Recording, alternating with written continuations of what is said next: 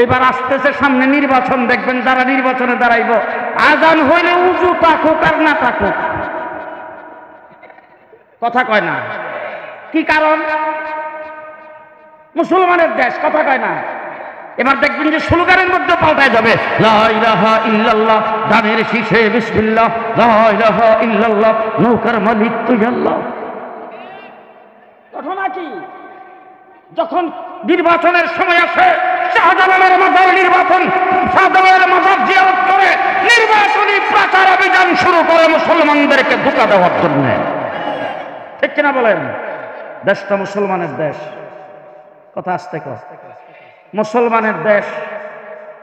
মুসলমানের দেশ যদি হয়ে থাকে 92% মুসলমানের দেশে, এই দেশের সংবিধান হবে ধর্ম নিরপেক্ষ। ওই যে কইলাম বলে কাওয়া কাদের বলে লোক বসা আছে, কথা কয় না। এই দেশের সংবিধান হবে ধর্ম নিরপেক্ষ।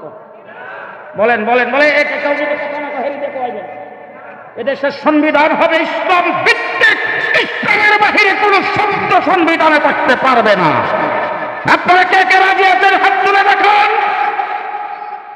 কালকে প্রধান উপদেষ্টার বৈঠকে কালকে পরিষ্কার বলে আসছি, যারা কমিশনের সদস্য হয়েছেন, চেয়ারম্যান হয়েছেন, কমিশনের কাজ করার সময় মনে রাখতে হবে দেশটা মুসলমানের দেশ, ঠিক কিনা বলেন? এই দেশের সংবিধানে সর্বপ্রথম লেখা থাকবে আল্লাহর উপর পূর্ণ আস্থা ও বিশ্বাস, ঠিক কিনা বলেন? 2 নম্বর, শিক্ষা জাতির মেরুদণ্ড। হযরত হাফিজ হুজুর রাহমাতুল্লাহি আলাইহি 1981 সনে রাষ্ট্রপতি নির্বাচন করছিলেন। মার্কা বটগাছ, আপনারা জানেন না কেউ? তো বটগাছ মার্কা হাফিজ হুজুর নির্বাচনে দাঁড়াইলো। আমরা তখন ব্রাহ্মণবাড়িয়া মাদ্রাসার ছাত্র, আমরা যখন তখন নাইমা গেলাম নির্বাচনী কাজ করবে, তখন আমাকে একজন লোকে জিজ্ঞেস করতেছে, হুজুর হাফিজ হুজুর বলে আল্লাহর ওলি? আমি বললাম যে হ্যাঁ আল্লাহর ওলি, মানে কোনো সন্দেহ নাই। আচ্ছা আল্লাহর ওলি যদিও, তাইলে মার্কাটা হুজুর কেমনে পাইলো? গাছটার মধ্যে তো শয়তান থাকে। বললাম যে আসলে ব্যাপারটা হচ্ছে কি, শয়তান যদি কাহার উপর আসর করে তাইলে কি প্রফেসরের কাছে যায়, চেয়ারম্যানের কাছে, মেম্বারের কাছে, কার কাছে যায়? কার কাছে যায়? হুজুরদের কাছে যায়। তো হুজুরদের সবচাইতে বড় হুজুর হইল হাফিজ হুজুর। শয়তান যে গাছে থাকে সেই গাছ মার্কাটা উনি পাইছে। যদি হাফিজ হুজুর প্রেসিডেন্ট নির্বাচন হয়, বাংলাদেশের কোনো গাছে শয়তান থাকবে না, সব বিদায়। হাফিজ হুজুরের নির্বাচনী শেষ জনসভা বাইতুল মুকাররম দক্ষিণ গেইটে। তখনকার সময়ে সরকারিভাবে বিশাল স্টেজ বানানো আছে। এরা ওই সরকারের প্রশাসনকে ইনফরমেশন দিয়া কতক্ষণ পরে পরে একজন 83 জন প্রার্থী, 83 জন। আমরা ব্রাহ্মণবাড়িয়ার থেকে ওই নির্বাচনী জনসভায় অংশগ্রহণ করার জন্য আসতেছি, সর্বশেষ জনসভা। এরপরে 48 ঘন্টার জন্য না 72 ঘন্টার জন্য প্রচার অভিযান নিষিদ্ধ। এরপর হইল নির্বাচন। বাইতুল মুকাররম আসতেছি, তখন ওই নরসিংদী আসার পরে ফজরের নামাজের টাইম হয়েছে। ফজরের নামাজ পড়ে দেখি বাহিরে হকাররা পেপার বিক্রি করে, পেপার পেপার পেপার। একটা পত্রিকা কিনলাম, পত্রিকাটার নাম হলো কিতাবুল ইত্তেফাক, ইত্তেফাক পত্রিকা। তো এটা কিনা দেখি ফার্স্ট পৃষ্ঠায় এক একজন প্রার্থীর বক্তব্য লেখা। স্বাধীন সার্বভৌম বাংলাদেশে চাউলের কেজি কেন 3.5 টাকা? আমি নির্বাচিত হইলে চাউল হবে 2 টাকা। একজন কইছে চাউলের কথা, আরেকজন কইছে 30 লক্ষ শহীদের বিনিমর্জিত বাংলাদেশে তেলের কেজি কেন হবে 5.5 টাকা? আমি নির্বাচিত হইলে তেল হবে 2.5 টাকা। এরকম এক একজনের তেল, পেঁয়াজ, লবণ, চাউল এইগুলি নিয়ে কথাবার্তা বলছে। আমরা যারা নতুন ছাত্র রাজনীতি শুরু করছি, আমরা একজন আরেকজনকে আহাইরি হাফিজ হুজুরে দেখলাম নির্বাচনী জনসভায় আসছে, এরপর হাতে তসবিহ আর মুখে জিকির। আহা, বেটা তো পত্রিকা পড়ে না। আজকের পত্রিকাটা পুরাটা পড়া দরকার ছিল। আর সে কইছে চাউল খাওয়াইব 2 টাকা, হাফিজ হুজুর এখানে 8 আনা কমায়া 1.5 টাকা। যদি আজকের জনসভায় হুজুরে কইতো, বুট বাংলাদেশের মানুষ যেখানে কম পায় সেখানে তো বুট দিব। হুজুর যদি যা যে বক্তব্য দিছে শব্দের মধ্যে হুজুর 8 আনা 4 আনা করে কমায় যদি একটা নোট করে নিয়ে হুজুর দ্বারায় কথাটা খালি কয়ে দিত রে, ইসরে। এইসব করতে করতে ঢাকার বাইতুল মুকাররমা ইসলাম আইসা ওখানে উজু কইরা নামাজের জন্য অপেক্ষা করতেছি। জোহরের নামাজের পরে প্রখর রৌদ্রের ভিতরে একদম স্টেজের সামনে যায় জুতাগুলি নিচে দিয়া বসছি। হাজার হাজার লোক চতুর্দিক থেকে মিছিল সহকারে যে আসতেছে, বিশাল বড় বড় বট গাছ উড়াইয়া ট্রাকে করে লইয়া একবারে বাইতুল মোকাররম দক্ষিণ গেট থেকে নবাবপুর রোড পর্যন্ত খালি বট গাছ আর বট গাছ, মানুষ আর মানুষ। সেখানে একের পর এক বক্তব্য দিচ্ছেন। সর্বশেষ ঘোষকে ঘোষণা করেছেন জাতির উদ্দেশ্যে বক্তব্য দিবে প্রেসিডেন্ট পদপ্রার্থী মুহাম্মদুল্লাহ হাফিজজি। আমরা তখন একজন আরেকজন ধাক্কা দিতে চাইছি, দোয়া করো দোয়া করো। ইসরে যেই মানুষ হইছে জনসভায়, হুজুর যদি খালি উচ্চ তেল পেঁয়াজ লবণ চাউল মরিচ এই কথাটি যদি কয়েলি তো রে। ইস, আমার এক ছাত্র ভাই আমার ধাক্কা দিতে, চুপ কর হাফিজ হুজুর, আল্লাহর ওলি মানুষ, দেখবা যে হুজুর তুমি যা ভাবতেছো হুজুর এটা দাঁড়াইলে হুজুর মুখ দিয়ে আল্লাহ দিয়ে বের করবে। কইছি পরে আমি চুপচাপ বসে রইলাম। আর দেশি বিদেশি সাংবাদিক সব কলম লইয়া ক্যামেরা লইয়া সব থেকে হুমড়ি খেয়ে পড়ছে। আজকে জাতির উদ্দেশ্যে হাফিজজি কি বলে, ৪৫ দিনের রাজনীতিতে হাফিজজি আমেরিকাকে পর্যন্ত কাঁপাইয়ে দিছিল। আমেরিকা পেট কাদা ভাঙিয়ে আমেরিকার রাষ্ট্রদূত হাফিজজি হুজুরের কামরাঙ্গি চলে যাইতো হাফিজজি হুজুরের সঙ্গে সাক্ষাৎ করার জন্য। নাম কমুনা তখনকার সময় একজন বাংলাদেশের বড় লিডার হাফিজজি হুজুরের কাছে গেছেন, যাই বলছেন হুজুর অবস্থা যা দেখা যায়, বুঝেন তো অবস্থা যা দেখা যাইতেছে, তো হুজুর এই যদি আপনি প্রেসিডেন্ট হন তাইলে আমাদের এই যে টঙ্গীর মাসুদুল করিম সাহেব, মোল্লা মৌলবী, মাদ্রাসার মুহতামেম, মসজিদের ইমাম যারা আছে তারাই তো হুজুর সচিবালয় পর্যন্ত চলে যাবে, মন্ত্রী মিনিস্টার তারাই হবে, দেশ তারা চালাবে, আমরা কি গতি হইব? নাম কইলে আপনারা সবাই চিনবেন, আমি নাম কমো না, দুনিয়াতে নাই, আমরার কি গতি হইব? হাফিজজি হুজুর রহমতুল্লাহ আলাইহি বলেন, শোনেন শোনেন শোনেন, আমি ওই যে শাইখুল হাদিস বখারি শরীফ পড়াই, তারে বখারি শরীফের মসনদ থেকে আইনা মন্ত্রিত্বে দেব না, তাকে রাষ্ট্র চালাইবার জন্য দেব না। তার বখারি শরীফটা অনেক বড় দামি, সে বখারি শরীফই পড়াবে। যিনি মাদ্রাসার মুহতামিম তিনি মাদ্রাসার মুহতামিম করবে, যিনি মসজিদের খতিব তিনি খেতাবতি করবে। রাষ্ট্র আমি আপনাদের দ্বারা চালাবো, আপনারা রাষ্ট্র পরিচালনা করতেন, আপনারা আপনাদের জায়গায় থাকবেন, তবে আপনাদের মগজ ধুলাই করতে হবে, তাবলীগে চিল্লা দেওয়া এর ঘরে। কথা বুঝছেন?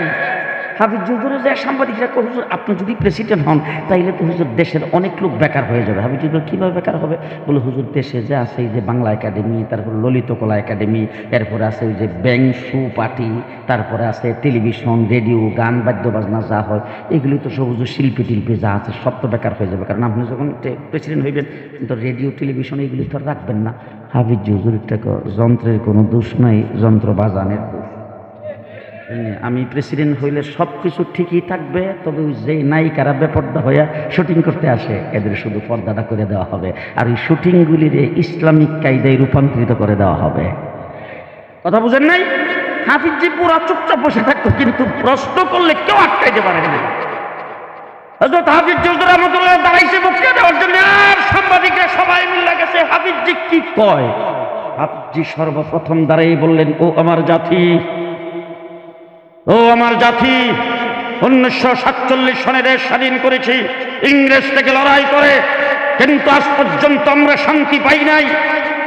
এই দেশ জাতির শান্তির জন্য আমি মুহাম্মদুল্লাহ প্রেসিডেন্ট পদপ্রার্থী হয়েছি।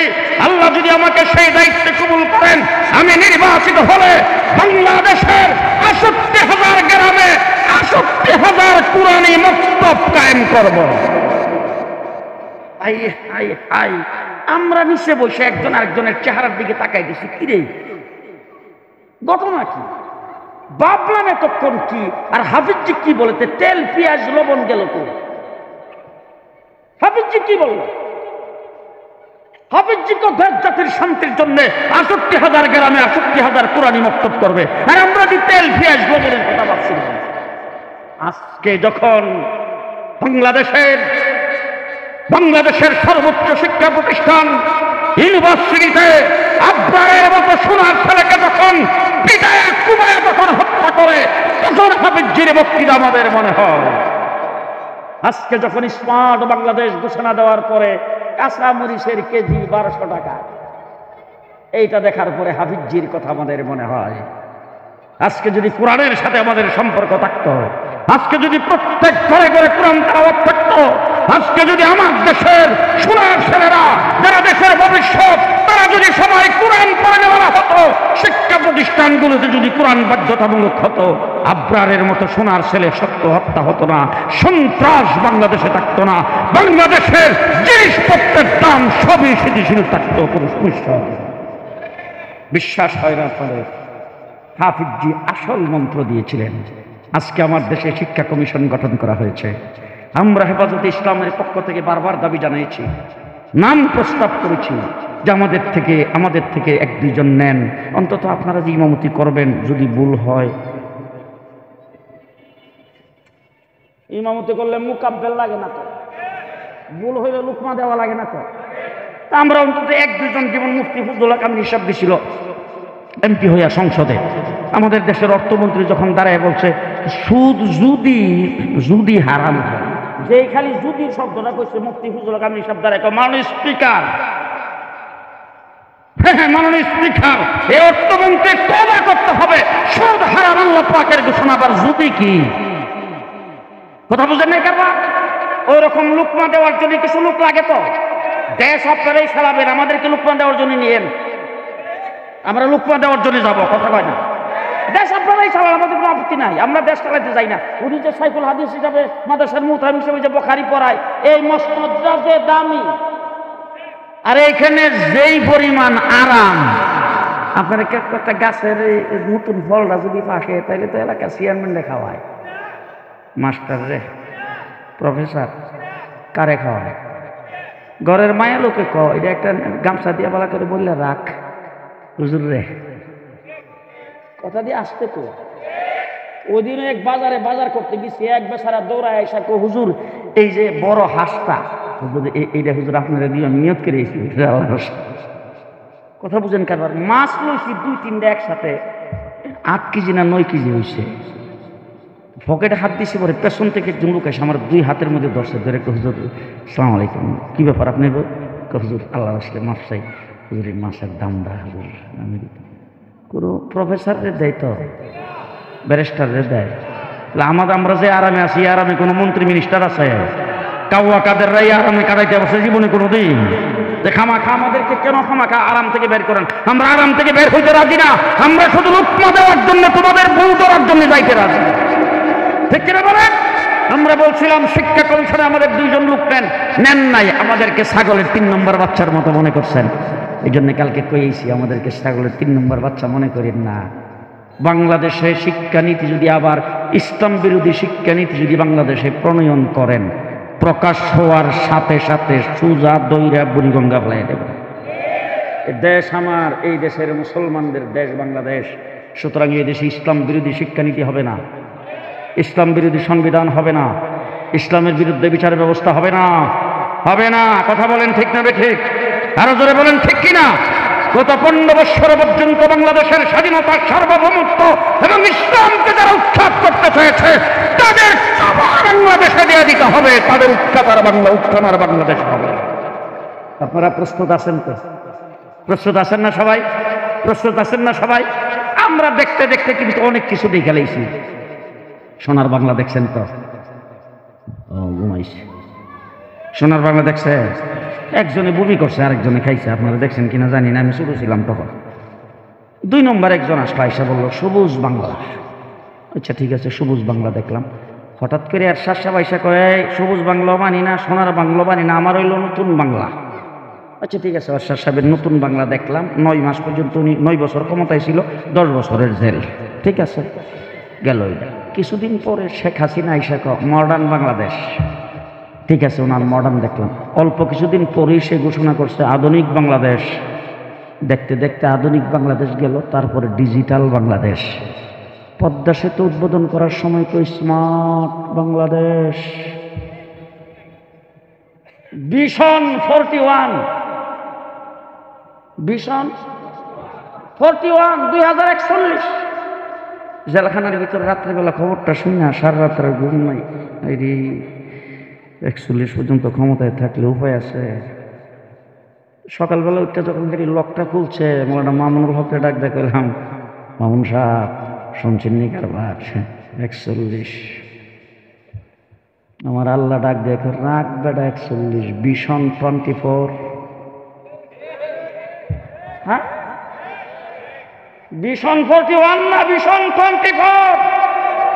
জি, জেল থেকে বেরিয়ে আসলাম, আসার পরে দেখি বিএনপি 28 তারিখে নামছে। সারা দেশের মানুষ তখন বিভিন্ন জায়গা থেকে ফোন করে লোকজন জিজ্ঞাসা করে, হুজুর কি হবে কি হবে। আবার আমারে ওই যে স্বরাষ্ট্র মন্ত্রণালয়, এরপরে যে ডিজিএফআই, এনএসআই, এসবি সব মিল্লা আমার জামাইয়ের কাছে ফোন করে, আমার ছেলের কাছে ফোন করে, সাবধান হুজুর যেমন 28 তারিখে বিএনপির সাথে মিল না হয়, এতে যেন না যায়। তুমি বলো মোটেও যাবো না। সবাই বিএনপির দিকে তাকাই দিচ্ছে, 28 তারিখে একটা কিছু হবে। আল্লাহ, আমরা হেফাজতে ইসলাম আমাদেরকে আমাদের আমির ঘোষণা করছে তসবিহার জায়নামাজ। তসবিহার জায়নামাজ নিয়ে যাইয়া ফজরের আগ পর্যন্ত কিন্তু ছিলাম, বিএনপি আসর আগে নেই।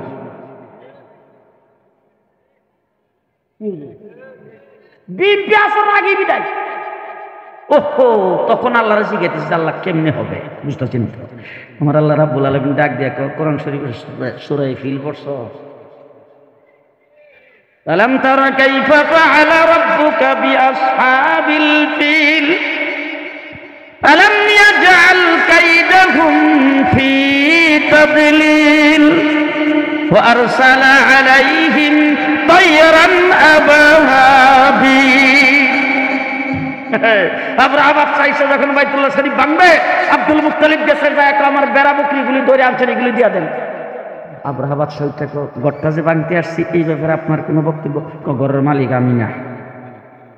ও বাবা, আচ্ছা আপনি তো ঘরের মুতল্লি, মালিক না হলে? না না না, আমি মুতল্লি, সেটাতে কি হয়েছে? মালিক যে তিনি ব্যবস্থা করবেন, আমি বেড়া বকরিগুলি দিয়ে আইসা বসে, আইসা ওই গোষ্ঠী জ্ঞাতির লোকজনকে ডাক দিয়া কাও বেড়া বকরিগুলি বান্ধা সবাই এসে পাহাড়ের উপর উঠতে, দেখ আল্লাহ তামসা, দেখ আল্লাহ কেমনে রক্ষা করে। একটু পরে তাকায় দেখে এক একটা সৈনিকের ওজন 150 টাকা। এক একটা সৈনিকের ওজন, ঘুমাইছে সব, এক একটা সৈনিকের ওজন 150 টাকা। প্রত্যেকের সাথে 3টা করে গ্যানেট। গ্যানেট কয়টা? একটা ঠুঁটে রাখা, 2টা 2 পাহাড় নিচে। আর গ্যানেট গুলির যে ওজন কলর দানা শোনা। ওয়ারসালা আলাইহিম তায়রান আবাবিল। বাস, আব্রাহা বাদশা হাতিগুলি রেডি করতেছে, উপর দিকে তাকায় দেখে আবাবিল পাখিগুলি এসে উপর দিয়ে উঠতেছে, কিচ করতেছে। আব্রাহা বাদশা করি, এই এলাকার লোকজন তো হাতি জীবনে দেখে নাই, এই এলাকার পাখিরও আসলে হাতি দেখছে না, দেখতে আইছে। সবগুলি রেডি করে, রেডি গো র্যাপ রাইট। যেই খালি কইছে র্যাপ রাইট, আল্লাহ ডাক দিয়া কয় তারমিহিম বিহিজারাতিন মিন সিজ্জিল। বম্বিং শুরু কর। বাস, উপর থেকে যে বম্বিং করতেছে, সৈনিকের ওজন 150 টাকা। আর ওই যে গ্যানেটগুলি বুঝছেন তো, এই ছোট ছোট গ্যানেটগুলি যখন উপর দিক দিয়ে মারা শুরু করে দিচ্ছে, এই গ্যানেট খাওয়ার পরে অবস্থাটা কি হয়েছে আল্লাহর কোরআনে আল্লাহ বর্ণনা করেছেন। তাফসীরের কিতাবে লেখছে, একটা ঘোড়ার সামনে যদি আম পাতা, জাম পাতা, কাঁঠাল পাতা, বিভিন্ন পাতা একত্রিত করে রেখে দেওয়া হয়, আর এই পাতাগুলি সবগুলো একসাথে করে যদি ঘোড়া মুখের ভিতরে দিয়ে ভালো করে সাবাইয়া গিলার পরে যদি বমি করে, ফিরা যদি আবার সারে, কোনটা আম পাতা, কোনটা জাম পাতা, কোনটা কাঁঠাল পাতার অংশ, এরা জীবন চিনা যাবে না, নির্ণয় করা যাবে না।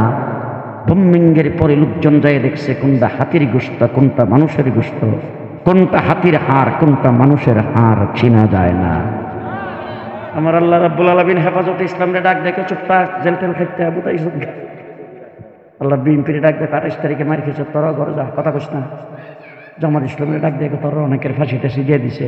আর জাতীয় পার্টি তো দালাল, কথা বুঝেন না খেরবার। তো যা দেখি তোরা কথাবার্তা কইস না, আমি আল্লাহ পাক আবাবিল পাঠাইতেছি, স্কুল কলেজ মাদ্রাসার ছাত্র। যে মা গেছে তার মেয়েরে লইয়া, বাপে গেছে ছেলেরে লইয়া, বাচ্চা কুলে নিয়ে গেছে। সাংবাদিক জিজ্ঞেস করে বলছে যে এই আন্দোলন জীবনে পাবে না, বাচ্চা পয়সা থাকলে ভবিষ্যতে দেখছে বলে বলতে পারে। পতন তো মানুষের হয়, এমন পতন আমার জীবনে কোনো বইও পড়ি নাই, কোথাও দেখিয়ে নেই। একবারে হেলিকপ্টার উড়ার সাথে সাথে বাংলাদেশে যত মূর্তি লাগাইছিল সব, জি একবারে ওয়ার্ড লেভেল পর্যন্ত কোন নেতা, কোন ফাঁপি নেতা, 340 এমপির কোন একটা মন্ত্রী এবং অফিসারদের লেভেলে পুলিশ লেভেলে যারা তাদের চাটুকারীর ভূমিকা পালন করেছে, তাদের একজনও না, এমনকি কোনো মসজিদের ইমাম তাদের দালালি করেছে হিডাও নাই।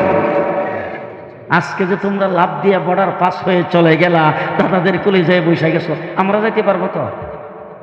জি, আমরা যখন বর্ডার পাস হইতে যাব তখন ফেলানির মতো গুলি করে মারা হবে। কথা যারা না করে জানি কোন দলে। জি, আমরা যখন বর্ডার পাস হইতে যাব তখন আমাদেরকে ফেলানির মতো গুলি করে মারা হবে। তোমরা যারা দেশপ্রেমিকের স্লোগান দিয়েছ, লুণ্ঠন করার জন্য দিয়েছ, পদবি পাওয়ার জন্য দিয়েছ, আমরা দেশকে ভালোবাসি হুব্বুল ওয়াতানি মিনাল ঈমান হিসাবে, দেশপ্রেম ঈমানের অঙ্গ হিসেবে আমরা দেশকে ভালোবাসি। 15 বছর পর্যন্ত তোমরা বলতা খেলা হবে, আমরা খেলার মাঠেই ছিলাম। জেলে যাওয়ার আগে যে এই ভাষায় কথা বলছি, জেল থেকে বের হয়ে এই ভাষায় কথা বলছি। আমাদের কোনো পরিবর্তন নাই, খেলার মাঠেই আমরা ছিলাম। কিন্তু খেলার যখন সময় আসছে তখন তোমাদেরকে তোলার রাশি দিয়ে বাড়ি সালাম দিয়েও পাওয়া যায় না। 15 বছর পর্যন্ত তোমরা আমাদের সাথে খেলছো পুলিশের অস্ত্রের বিনিময়ে, তোমাদের কোনো শক্তি ছিল না। কথা বলেন না কেন? তোমাদের কোনো শক্তি ছিল না, পুলিশের অস্ত্রের বিনিময়ে তোমরা আমাদের সাথে খেলছো। আজকে পুলিশ তোমাদের সাথে নাই, আসো আসো দেখি কত জানে কত সাহস। এ দেশ আমার, এই মাটি আমার, আমরা দেশ ছেড়ে বেগে কোথাও যাব না। মৃত্যু হইলে আমার এদেশে হবে, দাফন হইলে আমার এদেশে হবে, এই দেশ ছেড়ে আমাদের যাওয়ার কোথাও জায়গা না। আমরা কোথাও প্রেম লাগাই নাই, পরিষ্কার কথা। কি বলেন? দেশপ্রেমিক কোন প্ল্যাটফর্ম থাকলে দেশের উলামায়ে কেরাম আছে, দেশপ্রেমিক কোন প্ল্যাটফর্ম থাকলে দিনদার মানুষেরা আছে, ঠিক কিনা বলে? আমরা সবাই মুসলমান, বলে দেশটাই তো মুসলমানের দেশ। দেশটা কার দেশ? সবাই কয় না দেশটা কার দেশ? মুসলমানের দেশ। শুধুমাত্র একটা দৃষ্টান্ত আমি আপনাদের সামনে দিতে চাই, 2টা দৃষ্টান্ত দেব। 1 নম্বর হলো, আমাদের এই দেশটা ইংরেজ দখল করছিল, ভারতবর্ষ, জানেন না আপনারা? ইংরেজ দখল করার পরে 250 বছর চেষ্টা করছে এই দেশ থেকে ইসলামকে উৎখাত করার জন্য, একদিনের জন্য পারে নাই। পারছে? পারছে? স্পেন ইংরেজ দখল করে সেখান থেকে ইসলাম, মুসলমান, কোরআনকে বিদায় করতে পেরেছে। আমাদের দেশ দখল করে 250 বছর একদিনে 14,000 আলেমকে ফাঁসির কাস্টে ঝুলানো হয়েছে। আলেম ওলামায়ে কেরামকে ফাঁসির কাস্টে ঝুলাইছে, আগুনে পুড়ায় মারছে, পানিতে ডুবায় মারছে, কোরআনের কপি আগুন দিয়ে জ্বালিয়েছে। একদিনের জন্য এই দেশ থেকে আযানকে বিদায় করতে পারে নাই, নামাজকে বিদায় করতে পারে নাই, ইসলামকে বিদায় করতে পারে নাই। স্পেন থেকে ইসলাম বিদায় করতে পেরেছে, আমাদের দেশ থেকে পারে নাই। শেষ পর্যন্ত তাদেরকে লাঠি ডান্ডার বাড়ি কে দিল? ওলামায়ে কেরাম এখানে আছে, খুব ভালো করে মনে রাখেন। আমাদের বাংলাদেশের 56,000 বর্গ মাইলের আওয়ামী লীগের বিএনপি বড় দল, বড় দলের বড় লিডার। কিন্তু ভারতবর্ষ পুরাটার যদি একটা দল হয়, সেটার লিডারের দাম কত? আওয়ামী লীগ বিএনপির মতোই এরকম বড় বড় রাজনৈতিক দল ছিল, বড় বড় লিডার ছিল। কোনো একজন লিডার ইংরেজের বিরুদ্ধে বুক টান করে দাঁড়ায় কথা বলার সাহস পায়নি। সর্বপ্রথম সাহস করেছেন একজন মৌলবী, তার নাম শাহ আব্দুল আজিজ মুহাদ্দিস দেহলভী রাহমাতুল্লাহি আলাইহি। দিল্লির জামি মসজিদের মিম্বর থেকে হুঙ্কার দিয়ে বলছেন, ভারতবর্ষের মুসলমানেরা, তোমাদের দেশ দখল হয়ে গেছে, দেশকে আজাদ করার জন্য মুক্তিযুদ্ধ করা ফরজ।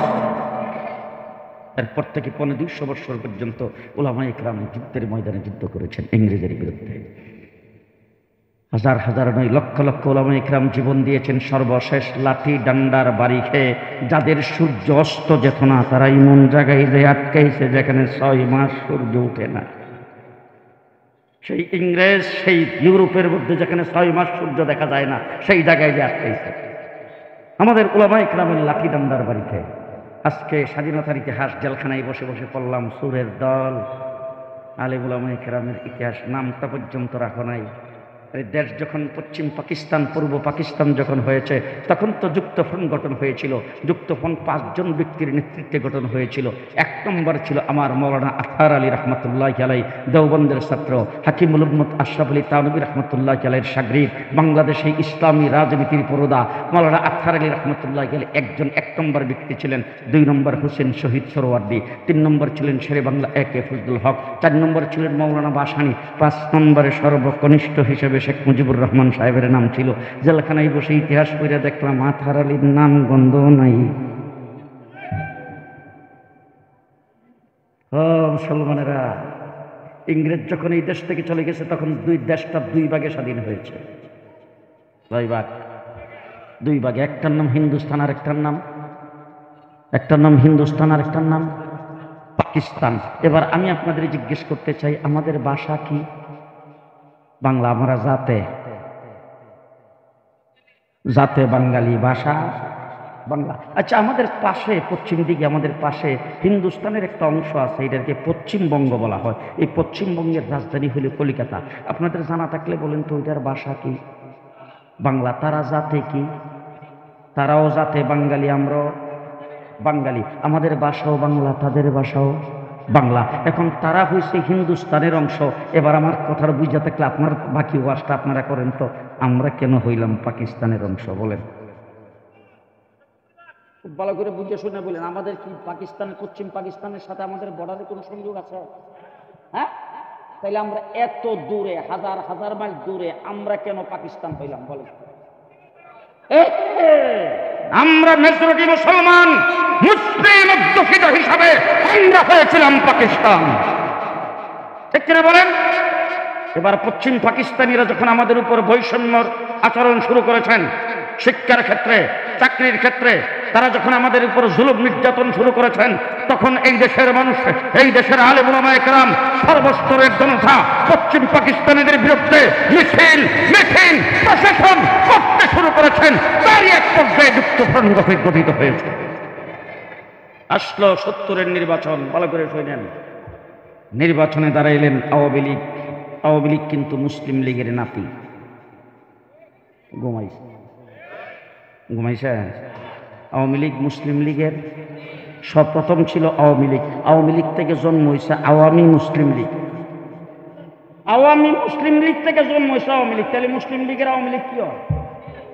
হ্যাঁ, নাতি। কথা কয় না। তো আওয়ামী লীগ, শেখ মুজিবুর রহমান সাহেব ইলেকশনে দাঁড়াইছেন। দাঁড়ায় 70-এ তিনি নির্বাচনী ইশতেহারে ঘোষণা করেছেন, আমার দল যদি সরকার গঠন করে, যদি আমরা নিরঙ্কুশ সংখ্যাগরিষ্ঠতা পাই, ইসলামের বিরুদ্ধে কিছুই করা হবে না। এই কথা যখন শুনছে, দেশটা স্বাধীন শুধু মুসলমানদের কারণে, মুসলমান হিসেবে তো স্বাধীন। এই কথা শোনার পরে শিল মারো ভাই, শিল মারো। সবাই মিলে নৌকা মারা খেয়ে শিল মেরেছেন। নিরঙ্কুশ সংখ্যাগরিষ্ঠতা আওয়ামী লীগ বা শেখ মুজিবুর রহমান সাহেব পেয়েছেন। পশ্চিম পাকিস্তানিরা ক্ষমতা হস্তান্তর করে নাই। তারা গণতন্ত্রকে কুঠারাঘাত করে, নস্যাৎ করে, ক্ষমতাকে কুক্ষিগত করে রেখেছেন। ক্ষমতা যখন হস্তান্তর করে নাই, 7.5 কোটি বাঙালি তখন অস্ত্র ধরে যা কিছু তাই নিয়ে মাঠে নেমে 9 মাসে বাংলাদেশ স্বাধীন করে। কয় মাসে স্বাধীন? কয় মাসে? 9 মাসে যুদ্ধ করে স্বাধীন। এবার আমি আপনাদেরকে একটা কথা জিজ্ঞেস করতে চাই, কাশ্মীর হিন্দুস্তানের অংশ, স্বাধীনতা যুদ্ধ করতেছে কয় বছর জানেন? 70 বছর। কয় বছর? ওইসে তো স্বাধীন। কথা কয় না, ওইসে স্বাধীন হয় নাই। আচ্ছা, আমাদের পাশে এই যে আসাম স্বাধীনতা যুদ্ধ করতেছে 40 বছর। সে আসামের স্বাধীনতাকামীরা আমার বাংলাদেশের উপর দিয়া 10 লাখ অস্ত্র নিতে চাইছিল। সেই অস্ত্র ধরা পড়ার পরে আমার দেশের কত নেতা, কত মন্ত্রী, মিনিস্টার, কত অফিসার জেলে আছে। তাইলে আজকে যারা 40 বছর পর্যন্ত স্বাধীনতা যুদ্ধ করতেছে, ওইসে নি, সবাই কয় না ওইসে স্বাধীন। আমরা কয় মাসে? এবার যারা মুক্তিযুদ্ধের পক্ষ সত্যি আর যারা মুক্তিযুদ্ধের চেতনার কথা বলে, গত 15 বছর দিনের বুট রাতে করে যারা ক্ষমতাকে যারা কুক্ষিগত করে রেখেছিলে, ক্ষমতাকে আঁকড়ে ধরে রেখেছিলে, দেশের সম্পদকে যারা স্বাধীনতার পক্ষ সত্যি বলে লুণ্ঠন করেছ, তাদের চোখে আঙ্গুল দিয়ে বলতে চাই, 1947-এ মুসলমান হিসাবে যদি পূর্ব পাকিস্তান না হতাম, আমরাও 70 বছরে স্বাধীনতা অর্জন করতে পারতাম না। আমরা 9 মাসে স্বাধীনতা অর্জন করেছি। কিসের বিনিময়ে? মুসলমান শব্দটা কইতে এত কষ্ট হয় আপনাদের। কিসের বিনিময়ে? মুসলমান হিসাবে। কথা কয় না। দেশটা কার? আস্তে, কার দেশ? মুসলমানের দেশ। আপনি যদি টঙ্গীর থেকে যাইবেন ময়মনসিংহ, যাওয়ার পথে রাস্তার কিনারে যতগুলি পেট্রোল পাম্প সিএনজি পাম্প প্রত্যেকটাতে মুসলমানদের নামাজ আদায় করার জায়গা নাই। পূজা মণ্ডপ একটা করে আছে, মন্দিরও আছে, চার্চ, গির্জা। এতে দেশটা হিন্দুরা মনে হয় না মুসলমানদের? কথা বলেন। যান অফিস পাড়ায় মফিজিল, আমার এক ছাত্র সেখানে ইমামতি করে, তাকে জিজ্ঞেস করলাম বেড়া কি, বলে হুজুর এমক অফিসে ইমামতি করি। আচ্ছা তুমি মানে ওখানে কোন সময় তোমার নামাজ কয় ওয়াক্ত নামাজ পড়া? হুজুর জোহর আসর পড়াই, তবে জোহরের জমাত 4 জমাত হয়, ইমাম 4 জন। ওখানে মন্দির আছে তো, পূজা মণ্ডপ। এর দ্বারা আপনাদের কি মনে হয়েছে দেশ টাকা? কথা দিয়ে আসতে কর। এই পরাজিত শক্তি বাংলাদেশে যেন আসতে আর না পারে। আপনারা কেটা কেটা একমত? আল্লাহ কবুল মঞ্জুর করুক। সকালে বলেন আমিন।